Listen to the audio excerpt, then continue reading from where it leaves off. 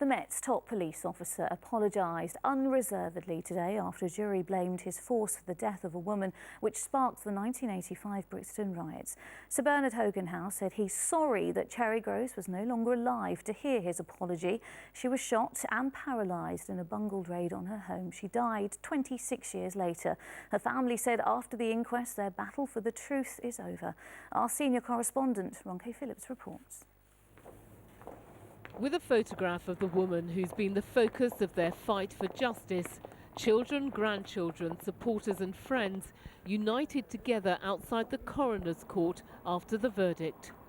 It is now a matter of public record that the shooting of our mother and grandmother was not an accident. Instead, the truth is that Cherry Groce was shot as a result of a series of astonishing failures by officers across the ranks. Nearly 30 years after Cherry Groce was shot in a bedroom of the house behind me, the family finally have the answers they've been battling for.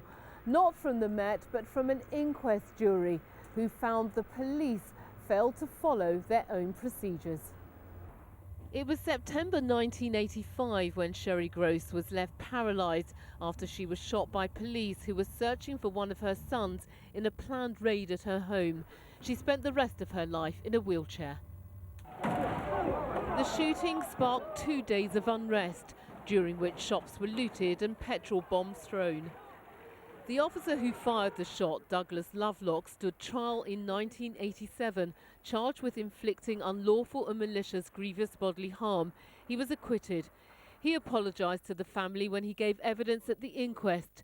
Today the word sorry came from the Commissioner himself. Today I apologise unreservedly for our failings. I also apologise for the inexcusable fact that it's taken until now for the Met to make that public apology. It came too late for the woman it was directed at. Cherry Groce died in 2011 from kidney failure linked to the gunshot wound. And if it wasn't for her strength, her courage, her character, her love, and her will to survive for 26 years after that shooting, we would not be strong enough to fight this battle right now. The family say they will now focus their energy on the charity set up in Cherry Groce's name. Ronke Phillips, ITV News. Thousands of teachers